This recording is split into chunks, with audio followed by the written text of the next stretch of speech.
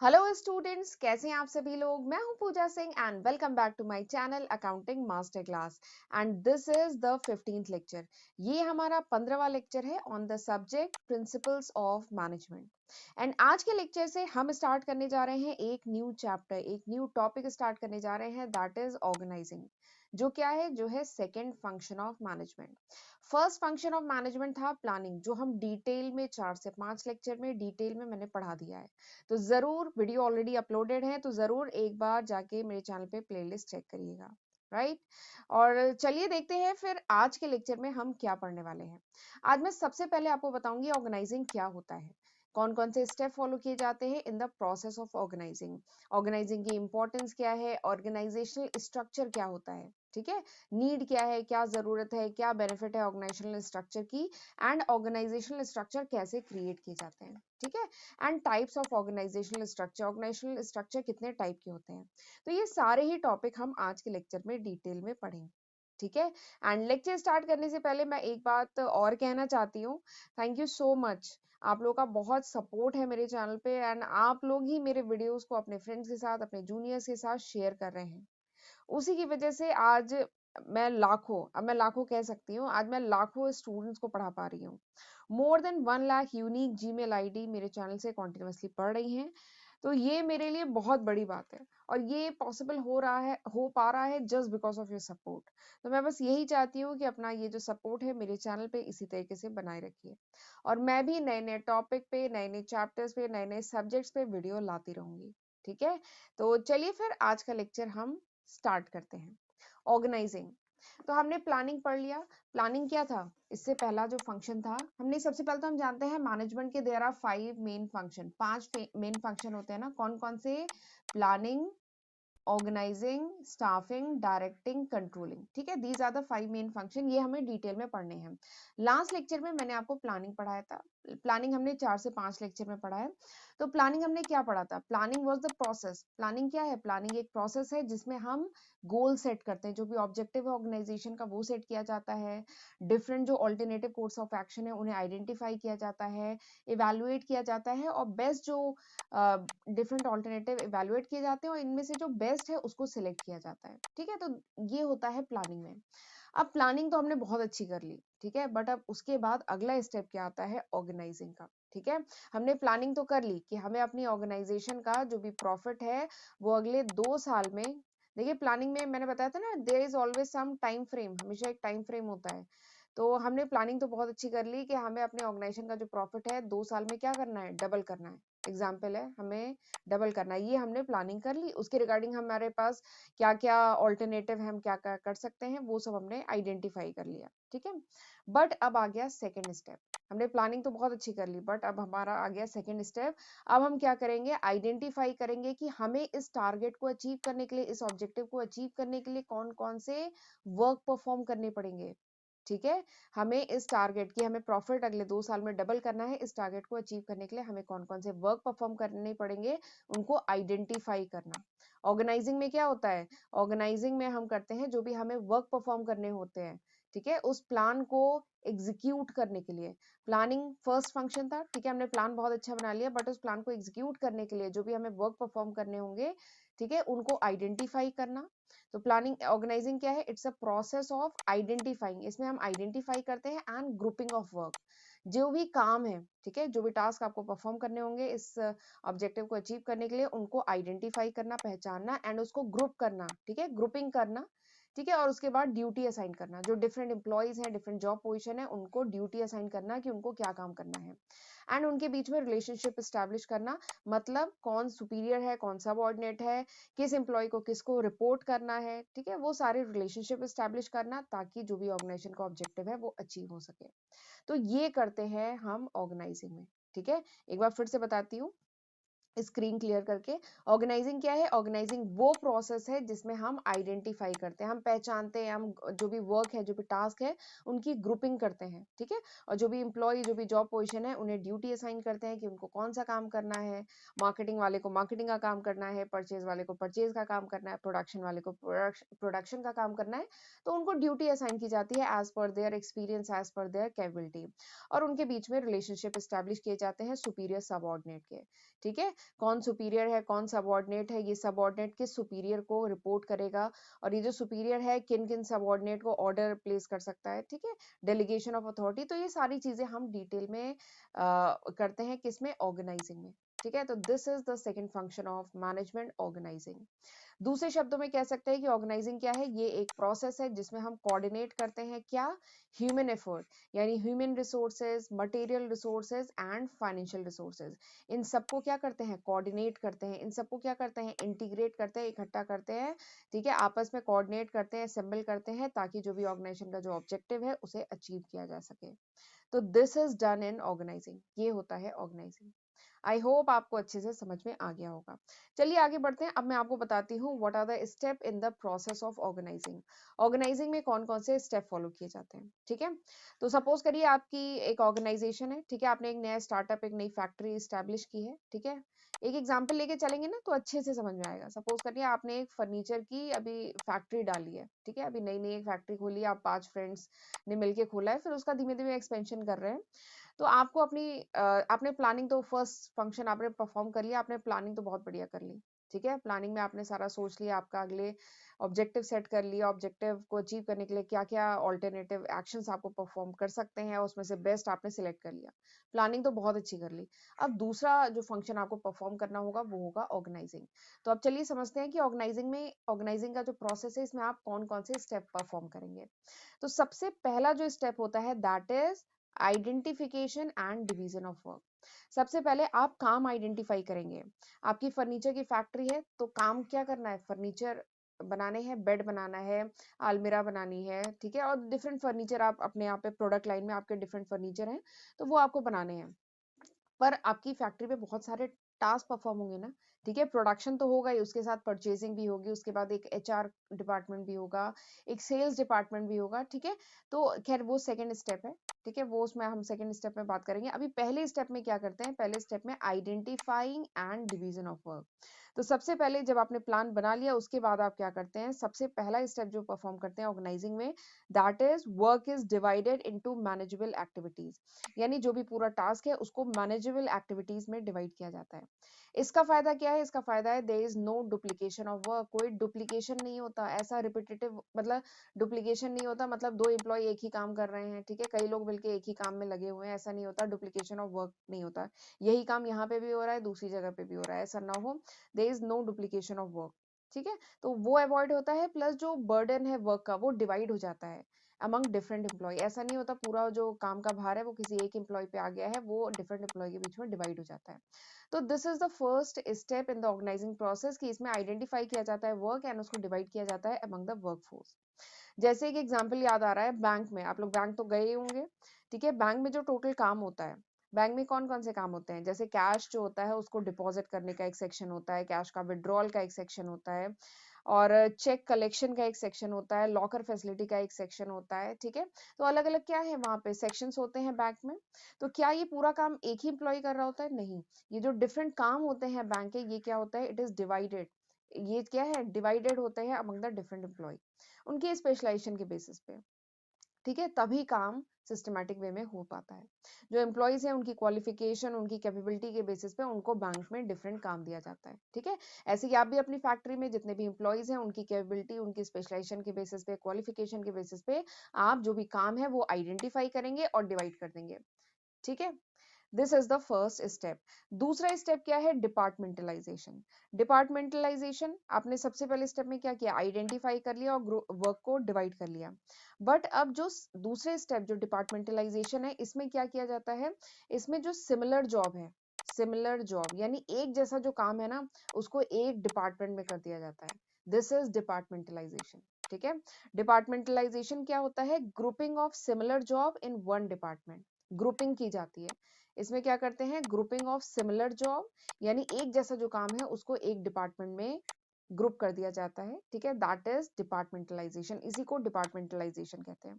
और इसका फायदा क्या है, इससे जो है ना स्पेशलाइजेशन आता है, ठीक है, एक डिपार्टमेंट के जो लोग हैं वो एक ही टाइप का काम कर रहे होते हैं, इससे क्या होता है, स्पेशलाइजेशन आता है, ठीक है। जैसे आपने देखा होगा फैक्ट्रीज में बहुत सारे डिपार्टमेंट होते हैं। कौन कौन से, कुछ डिपार्टमेंट के नाम बताइए। कौन कौन से डिपार्टमेंट होते हैं? एक होता है परचेज डिपार्टमेंट, जिनका काम है परचेजिंग करना। एक होता है मार्केटिंग डिपार्टमेंट, एक होता है फाइनेंस डिपार्टमेंट, एक होता है प्रोडक्शन डिपार्टमेंट, एक होता है परचेज हो गया ना, एक होता है स्टोर डिपार्टमेंट, एक होता है एचआर डिपार्टमेंट। तो ये सब क्या है, डिफरेंट डिपार्टमेंट है।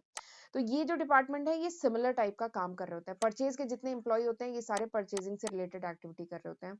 मार्केटिंग डिपार्टमेंट के जितने एम्प्लॉय होते हैं मार्केटिंग से रिलेटेड एक्टिविटी कर रहे होते हैं। फाइनेंस वाले फाइनेंस का काम कर रहे होते हैं। तो ये क्या है, डिपार्टमेंटलाइजेशन।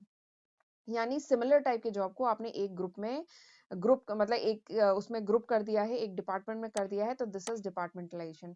तो दूसरा स्टेप आपको ऑर्गेनाइजिंग में ये करना पड़ेगा, डिपार्टमेंटलाइजेशन। आपको अपने ऑर्गेनाइजेशन में डिफरेंट डिपार्टमेंट क्रिएट करने होंगे। ठीक है।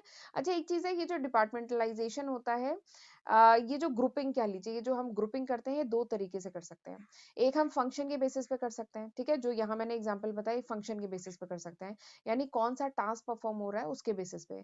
परचेज, मार्केटिंग, फाइनेंस, ठीक है, एचआर, ये फंक्शन के बेसिस पे कर लिया।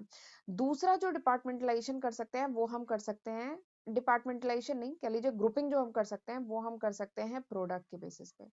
प्रोडक्ट के बेसिस पे देखिए, बहुत सारी ऑर्गेनाइजेशन होती है जिनके कई प्रोडक्ट मार्केट में होते हैं। ठीक है, अगर मैं जैसे टाटा की बात करूं, टाटा के बहुत सारे प्रोडक्ट मार्केट में है।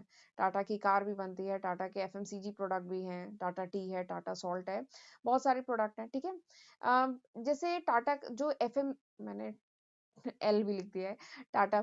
जैसे अगर मैं केवल टाटा जो एफएमसीजी सेक्टर में, एफएमसीजी मतलब फास्ट मूविंग कंज्यूमर गुड, ठीक है, जो एफएमसीजी सेक्टर में उसकी बात करूं, तो एफएमसीजी सेक्टर में जो टाटा है तो उसके कई प्रोडक्ट है मार्केट में। टाटा टी भी है, ठीक है, चाय भी है, टाटा का सॉल्ट भी है, ठीक है, और भी कुछ प्रोडक्ट हैं। ठीक है। तो यहाँ पे क्या है, डिफरेंट प्रोडक्ट है इस कंपनी के मार्केट में। तो हम प्रोडक्ट के बेसिस पे भी ग्रुपिंग कर सकते हैं। तो दो तरीके होते हैं, प्रोडक्ट के बेसिस पे एंड फंक्शन के बेसिस पे। बट ये प्रोडक्ट के बेसिस पे तभी पॉसिबल है जब ऑर्गेनाइजेशन एक से ज्यादा प्रोडक्ट बनाती है, तो उन केसेस में हम प्रोडक्ट के बेसिस पे भी डिपार्टमेंटलाइजेशन ग्रुपिंग करते हैं। ठीक है। तो this is the second step हो गया। चलिए आ जाइए थर्ड स्टेप पे। थर्ड स्टेप क्या है, असाइनमेंट ऑफ ड्यूटी। तो पहले स्टेप में आपने क्या किया, आइडेंटिफाई किया और डिवीजन ऑफ वर्क कर दिया।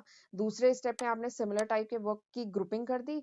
तीसरे स्टेप में अब आप क्या करेंगे, तीसरे स्टेप में जो आपके एम्प्लॉय हैं उनको क्या करेंगे, ड्यूटी असाइन करेंगे। जो आपकी वर्क फोर्स है, जो डिफरेंट जॉब पोजिशन है, उन्हें पता होना चाहिए ना कि उन्हें क्या काम करना है। ठीक है। तो यही आप करेंगे थर्ड स्टेप में। थर्ड स्टेप में आप क्या करेंगे, जो डिफरेंट जॉब पोजिशन है उनको वर्क एलोकेट करेंगे, उन्हें काम बताएंगे कि काम उन्हें करना क्या है। ठीक है। और हर डिपार्टमेंट का एक इंचार्ज भी सेट करेंगे। ठीक है। और उसे ड्यूटी असाइन करेंगे। हर डिपार्टमेंट के हर मेंबर को अपना काम पता होना चाहिए, अकॉर्डिंग टू देयर स्किल। जो भी उनकी स्किल है, जो भी उनकी कंपिटेंसी है, जो भी उनकी क्वालिफिकेशन है, उनके बेसिस पे उनको ड्यूटी असाइन की जाएगी। अच्छा, इसमें एक खास बात ध्यान रखनी होती है कि there should be a proper match. एक मैच होना चाहिए। जो भी इंडिविजुअल है उसकी क्या क्वालिफिकेशन है, उसकी क्या कैपेबिलिटी है एंड नेचर ऑफ जॉब। ठीक है। काम किस टाइप का है एंड इंडिविजुअल की जो क्वालिफिकेशन है, उसकी जो कैपेबिलिटी है वो क्या है। तो there should be a proper match. इन दोनों के बीच में ना एक प्रॉपर मैच होना चाहिए, क्वालिफिकेशन, ठीक है, इनके बीच में एक प्रॉपर मैच होना चाहिए। अगर मैच नहीं होगा, ठीक है, तो क्या होगा, ऑर्गेनाइजेशन का जो भी पर्पस है, जो भी ऑर्गेनाइजेशन है अपनी जो टास्क परफॉर्म करना है वो इफिशिएंटली नहीं परफॉर्म हो पाएगा। ठीक है। एक फाइनेंस वाले पर्सन को आपने मार्केटिंग का काम दे दिया है तो काम नहीं बनेगा। फाइनेंस वाले को फाइनेंस का ही काम मिलना चाहिए। तो वही है, ड्यूटी असाइन करना है, पर ध्यान रखे कि क्या काम है प्लस वो जो एम्प्लॉय है उसकी क्वालिफिकेशन, उसकी स्किल, उसकी कैपेबिलिटी क्या है। तो इस बात का ध्यान रख के उसको ड्यूटी असाइन करना। तो ये तीसरा स्टेप है। चौथे स्टेप पे आ जाते हैं। चौथा स्टेप क्या है, स्टैब्लिशिंग रिपोर्टिंग रिलेशनशिप। ठीक है। इसका मतलब क्या है, देखिए हमने हेनरी फ्यूल का 14 प्रिंसिपल हम पढ़ चुके हैं। हमने एक पढ़ा था ना, authority responsibility, authority and responsibility पढ़ा था ना। हेनरी फ्यूल का एक प्रिंसिपल था कि there should be a proper balance between authority and responsibility, कि अथॉरिटी एंड रिस्पॉन्सिबिलिटी के बीच में एक प्रॉपर बैलेंस होना चाहिए। ये बात किसने कही थी, ये हेनरी फ्यूल ने अपने एक प्रिंसिपल में कही थी। ठीक है, पढ़ा है हमने ना। तो इस स्टेप में क्या किया जाता है, इस स्टेप में क्लियरली डिफाइन किया जाता है authority and responsibility associated with each job position. Her job position की क्या अथॉरिटी है, उसकी क्या रिस्पॉन्सिबिलिटी है, ये क्लियरली डिफाइन किया जाता है इस स्टेप में, फोर्थ स्टेप में। ठीक है। इससे क्या होता है, हर इंडिविजुअल, ये जो हर इंडिविजुअल है उसको पता होता है कि उसको किससे ऑर्डर लेना है। हर इंडिविजुअल जो हर सबऑर्डिनेट है उसको पता होता है कि उसको किसको रिपोर्ट करना है और उसको मतलब उसकी जवाबदेही किसको है और उसको ऑर्डर किससे लेना है। उसको पता होता है कि उसका सुपीरियर कौन है, वो किसके लिए अकाउंटेबल है, ये उसे पता होता है। ठीक है। तो बेसिकली एक सुपीरियर सबऑर्डिनेट रिलेशनशिप जो है एस्टैब्लिश किया जाता है इस स्टेप में। ठीक है। और अगर ये जो रिलेशनशिप है सुपीरियर सबऑर्डिनेट रिलेशनशिप, ये अगर क्लियरली किसी भी ऑर्गेनाइजेशन में स्टैब्लिश होता है ना, तभी एक हायरार्किकल स्ट्रक्चर जो ऑर्गेनाइजेशन स्ट्रक्चर जो बनता है ना, वो तभी स्टैब्लिश हो पाता है। तो वही है फोर्थ स्टेप ऑर्गेनाइजिंग प्रोसेस में, कि यहाँ पे स्टैब्लिश करते हैं रिपोर्टिंग रिलेशनशिप, यानी कौन सबऑर्डिनेट किस सुपीरियर को रिपोर्ट करेगा, किसके लिए अकाउंटेबल है, और ये जो सुपीरियर है किसको अपना डेलीगेशन ऑफ अथॉरिटी यानी किसको टास्क असाइन करेगा। तो ये सारे रिलेशनशिप जो सुपीरियर सबऑर्डिनेट के हैं, ये फोर्थ स्टेप में स्टैब्लिश होते हैं। ठीक है। तो ये थे सिंपल से 4 स्टेप ऑर्गेनाइजिंग के। ठीक, एक बार रिवाइज करें। सबसे पहले आपने क्या किया, अपनी फैक्ट्री में काम को आइडेंटिफाई किया और डिवाइड किया। ठीक है। फिर उसके बाद आपने सिमिलर टाइप के वर्क की ग्रुपिंग कर दी, डिपार्टमेंट बनाए, production department, purchase department, different department बनाए, या डिफरेंट प्रोडक्ट के बेसिस पे भी आप ग्रुपिंग कर सकते हैं। तो ये दूसरा स्टेप। उसके बाद आपने जो डिफरेंट जॉब पोजीशन है उनको ड्यूटी असाइन की, उनको बताया कि उनको क्या करना है। ठीक है।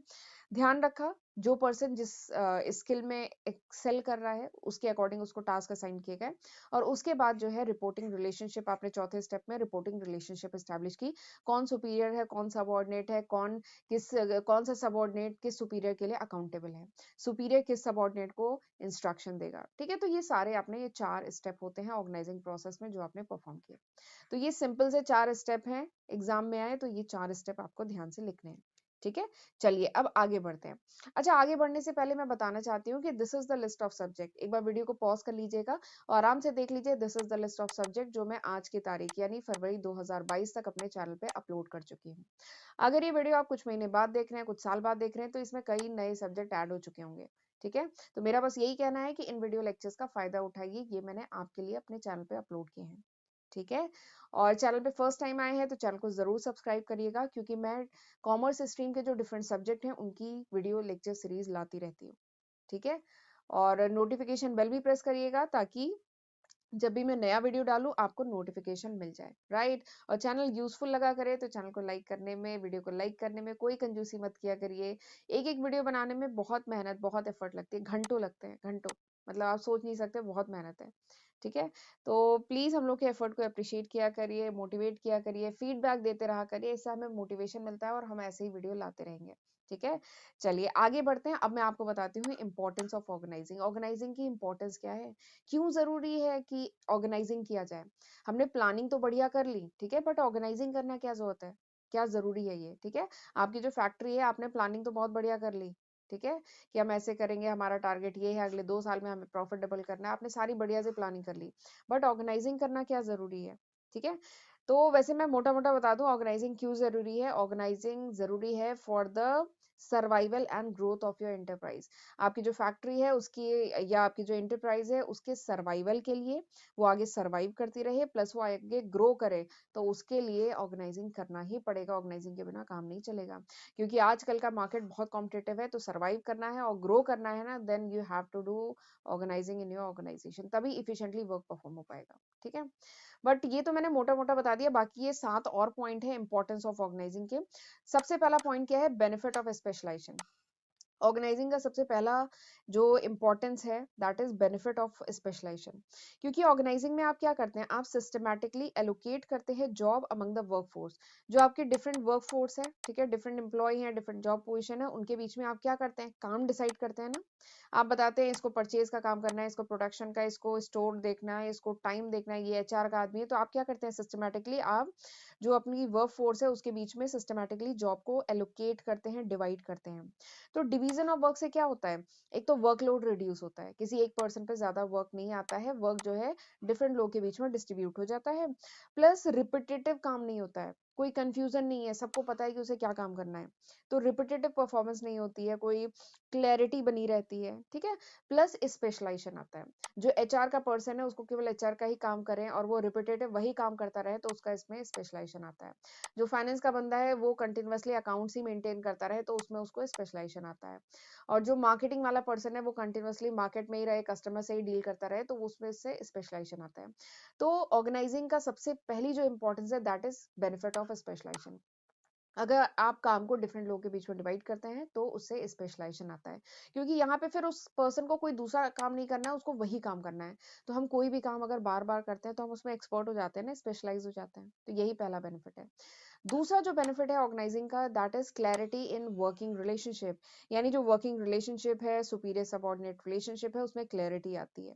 क्योंकि जब आप ऑर्गेनाइजिंग करते हैं तो ऑर्गेनाइजिंग के प्रोसेस में मैंने बताया था ना, लास्ट स्टेप क्या था कि आप जो भी सुपीरियर सबऑर्डिनेट रिलेशन है, कौन सुपीरियर है कौन सबऑर्डिनेट है, उसके बीच में जो रिलेशनशिप है, ठीक है, कौन सा सबऑर्डिनेट किसके लिए अकाउंटेबल है, किससे इंस्ट्रक्शन लेने हैं, ठीक है, ये सब क्लियरली डिफाइंड होता है ऑर्गेनाइजिंग में।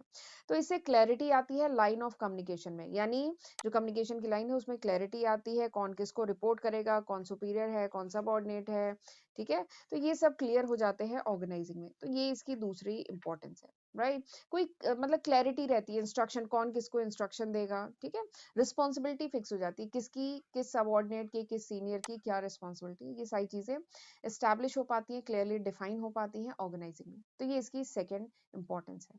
अगर ये चीजें डिफाइन नहीं रहेंगी तो क्या होगा, जो ये पर्सन है, सपोज करिए मिस्टर ए है, इन्हें पता ही नहीं है कि इन्हें किसको रिपोर्ट करना है, किस कौन इनको इंस्ट्रक्शन देगा, इन्हें पता ही नहीं रहेगा। बट अगर ऑर्गेनाइजेशनल स्ट्रक्चर अच्छा बना है, सारी चीजें प्रॉपरली डिफाइंड है, तो ये जो मिस्टर ए है इन्हें पता है कि इनका सीनियर ये है, इनको इसको रिपोर्ट करना है और ये इनको इंस्ट्रक्शन देंगे, ठीक है, तो सारी चीजें डिफाइंड रहती हैं और तभी तो ऑर्गेनाइजेशन अच्छा परफॉर्म कर पाएगा, अपने काम कर पाएगा विदाउट एनी कंफ्यूजन, ठीक है। तो ये दूसरी इंपॉर्टेंस थी। तीसरी इंपॉर्टेंस क्या है, ऑप्टिमम यूटिलाइजेशन ऑफ रिसोर्सेज। अगर ऑर्गेनाइजेशनल स्ट्रक्चर बढ़िया है, अगर ऑर्गेनाइजेशन ने अपने यहाँ पे ऑर्गेनाइजिंग अच्छे से की हुई है, सारे टास्क को आइडेंटिफाई किया हुआ है, डिवाइड किया हुआ है, डिपार्टमेंट बनाए हुए हैं, और क्या बोलते हैं डिफरेंट जॉब असाइन किए हुए हैं एम्प्लॉय को, और एम्प्लॉय को पता है कि उनके सुपीरियर सबऑर्डिनेट रिलेशनशिप क्या है, ये सारी चीजें डिफाइंड है ना, then there will be optimum utilisation of resources. जो भी रिसोर्सेज हैं ऑर्गेनाइजेशन के, चाहे वो ह्यूमन रिसोर्स हो, चाहे मटेरियल रिसोर्सेज हो, चाहे फाइनेंशियल रिसोर्सेज हो, ये रिसोर्सेज अच्छे से यूटिलाइज हो पाएंगे अगर ऑर्गेनाइजिंग बढ़िया है ऑर्गेनाइजेशन में, तो ठीक है, क्योंकि इससे कोई ओवरलैपिंग नहीं होगी, ठीक है। ऐसा नहीं है कि दो डिपार्टमेंट मिलके एक ही काम कर रहे हैं, ओवरलैपिंग, यहाँ पे भी बाय मिस्टेक यहाँ पे भी वही काम चल रहा है और यहाँ पे भी दूसरे में भी यही काम चल रहा है, तो क्या होगा, वेस्टेज होगी ना। वो काम एक ही बार करना था बट दो लोग मिलके, मतलब दो लोग मिलके नहीं, दो लोग अलग अलग जगह वही काम कर रहे हैं, तो इससे वेस्टेज होगी, पता ही नहीं था कि वो काम किसी और को असाइन है, ठीक है। तो there will be optimum utilisation of resources, जो रिसोर्सेज है चाहे वो ह्यूमन रिसोर्स हो, मटेरियल रिसोर्सेज है एंड फाइनेंशियल रिसोर्सेज है, उनका बेस्ट यूटिलाइजेशन हो पाएगा, क्योंकि कोई डुप्लीकेशन ऑफ वर्क नहीं होगा, कंफ्यूजन नहीं होगा और मिनिमम वेस्टेज होगी। तो ये तीसरी इंपॉर्टेंस है। चौथी इंपॉर्टेंस क्या है, एडेप्टेशन टू चेंज। मतलब देखिए, अगर ऑर्गेनाइजिंग है, मतलब आपने ऑर्गेनाइजेशन स्ट्रक्चर बहुत अच्छे से डिफाइन किया हुआ है, आपके यहाँ पे ऑर्गेनाइजिंग है, ऑर्गेनाइजेशन मतलब अच्छे से ऑर्गेनाइज्ड है, तो इसका मतलब क्या है, it help the organisation in adjust to the changing environment. देखिए ये आपकी फर्म है, फर्म के चारों तरफ जो बिजनेस एनवायरनमेंट है वो तो हमेशा चेंज होता रहता है, ये हमें पता है, ठीक है, बिजनेस एक्सटर्नल एनवायरनमेंट हमेशा चेंज होता रहता है। तो ये जो ऑर्गेनाइजिंग है, it help the organisation to adapt to the changing environment. Organising help करता है ऑर्गेनाइजेशन को कि ऑर्गेनाइजेशन अपने आप को अडेप्ट कर सके, मॉडिफाई कर सके, जैसा बाहर का इन्वायरमेंट है उसके अकॉर्डिंग अडेप्ट कर सके। इसमें क्या होता है, ऑर्गेनाइजेशनल स्ट्रक्चर, अभी मैं आगे पढ़ाऊंगी ऑर्गेनाइजेशनल स्ट्रक्चर। तो ऑर्गेनाइजेशनल स्ट्रक्चर जो है इसको रिवाइज किया जाता है, ऑर्गेनाइजेशन स्ट्रक्चर जो है इसको रिवाइज किया जा सकता है अकॉर्डिंग टू द रिक्वायरमेंट। जैसी रिक्वायरमेंट है, जैसा एक्सटर्नल इन्वायरमेंट है उसके अकॉर्डिंग जो ऑर्गेनाइजेशन स्ट्रक्चर है उसको रिवाइज, उसको चेंज कर सकते हैं, मॉडिफाई कर सकते हैं। तो इससे ऑर्गेनाइजेशन की स्टेबिलिटी बनी रहती है, सर्वाइवल होता है, आगे ग्रोथ होती है, ठीक है। तो ये फोर्थ इंपॉर्टेंस है। फिफ्थ इंपॉर्टेंस क्या है, इफेक्टिव एडमिनिस्ट्रेशन, यानी मैनेजमेंट बढ़िया हो पाएगा अगर सारे जॉब क्लियरली डिफाइंड है, ठीक है, जितने भी जॉब है वो क्लियरली अगर डिफाइंड है, हर अथॉरिटी एंड रिस्पॉन्सिबिलिटी का जो रिलेशनशिप है वो अगर क्लियरली डिफाइंड है, मैं फिफ्थ पॉइंट इस समय पढ़ा रही हूँ, ठीक है, वो अगर क्लियरली डिफाइंड है, तो फिर क्या होगा, there will be effective administration, यानी इफेक्टिव मैनेजमेंट होगा।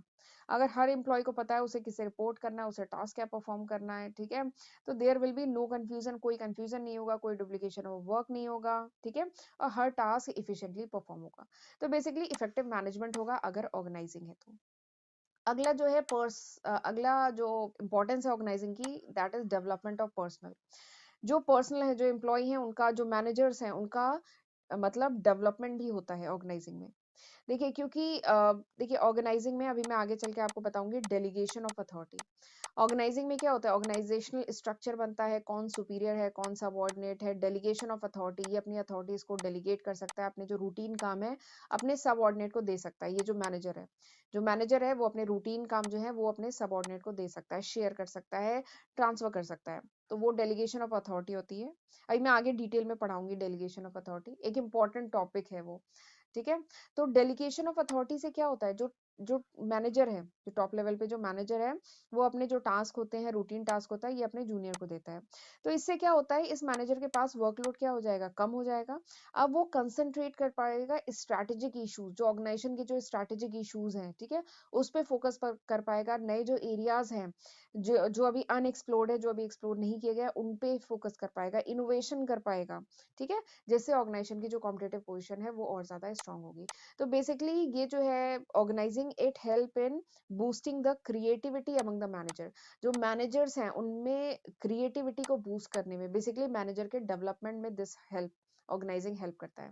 क्योंकि ऑर्गेनाइजिंग में हम डेलीगेशन ऑफ अथॉरिटी भी करते हैं, जिसमें मैनेजर अपने टास्क को सब ऑर्डिनेट को दे देता है, और इस सब ऑर्डिनेट को रूटीन टास्क करना होता है, और जो मेन जो स्ट्रेटेजिक काम होते हैं, ठीक है, जहाँ पे इनोवेशन की जरूरत है, जहाँ पे ब्रेन स्टॉर्मिंग की जरूरत है, वो मैनेजर करता है। तो इससे इसका डेवलपमेंट होता है। तो this is the sixth importance. And seventh importance है कि एक्सपेंशन एंड ग्रोथ। बताया था ऑर्गेनाइजिंग क्या, ऑर्गेनाइजिंग की अगली इंपॉर्टेंस क्या है।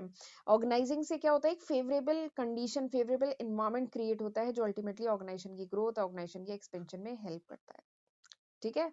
तो these are the 7 importance of organising. तो ये सिंपल सी 7 इंपॉर्टेंस थी ऑर्गेनाइजिंग की, ठीक है। एक बार आप लोग बुक से भी जरूर रीड करिएगा। अच्छा, एक चीज मैं और कहना चाहती हूँ, केवल मेरे वीडियोस के भरोसे, एक्चुअली आजकल मुझे बहुत इस टाइप की कमेंट आ रहा है, मैम के क्या ये, जैसे अगर मैंने कोई सब्जेक्ट 25 लेक्चर में फिनिश किया है, मुझे याद नहीं आ रहा, पर शायद मैंने कॉस्ट अकाउंटिंग कुछ 28-29 वीडियोस में फिनिश किया है। तो मेरे पास इस टाइप के कमेंट बहुत आ रहे हैं आजकल कि एग्जाम चल रहे हैं आजकल, ठीक है, एग्जाम स्टार्ट होने वाले हैं, कुछ बच्चों के चल रहे हैं। तो मुझे इस टाइप के कमेंट बहुत आ रहे हैं कि मैम क्या ये 25 वीडियो सफिशिएंट है कॉस्ट अकाउंटिंग का एग्जाम देने के लिए, अगर मैं 25 वीडियो पढ़ लूँ तो ये क्या है, सफिशिएंट है। तो मैं सारे बच्चों को बताना चाहती हूँ कि एग्जाम के लिए नथिंग इज सफिशिएंट, एग्जाम के लिए कुछ भी सफिशिएंट नहीं होता, जितना पढ़ लो उतना कम है, ठीक है, एग्जाम के पॉइंट ऑफ व्यू से। तो एग्जाम के लिए नथिंग इज सफिशिएंट। मेरे जो वीडियोस हैं वो आपको केवल एक बेसिक आइडिया देंगे, ठीक है, और मैंने कोशिश की है वैसे उसमें मैक्सिमम कवर करने की, बट आपको बुक तो पढ़नी है, बुक का कोई ऑल्टरनेटिव नहीं होता है, और सेल्फ स्टडी का कोई ऑल्टरनेटिव नहीं होता है, ठीक है। आप वीडियो देखिए, बट वीडियो देख करके अगर आप बुक से पढ़ेंगे तो आप जल्दी उस चीज को ग्रैस्प कर पाएंगे, ये चीज की मैं श्योरिटी देती हूँ। बट केवल मेरे वीडियो देख करके एग्जाम में मतलब मत जाइए, ठीक है, ये मैं कहूंगी। मैं बुक वीडियो भी देखिए प्लस बुक भी पढ़िए। चलिए आगे बढ़ते हैं, ऑर्गेनाइजेशनल स्ट्रक्चर। अच्छा, मैं सोच रही हूँ ये जो ऑर्गेनाइजेशनल स्ट्रक्चर है इसको मैं अगले लेक्चर में कवर करती हूँ, क्योंकि ये लेक्चर ऑलरेडी काफी लेंदी हो गया है। तो चलिए, this was all about today's lecture. अब जो बचे हुए टॉपिक है वो अब मैं अगले लेक्चर में कवर करूंगी। This was all about today's lecture, और चलिए फिर मिलते हैं अगले लेक्चर में। तब तक ये जितना मैंने पढ़ाया है इसको पढ़ के रखिएगा, ठीक है। तो चलिए फिर मिलते हैं अगले लेक्चर में, तब तक अपना ध्यान रखिएगा। God bless you.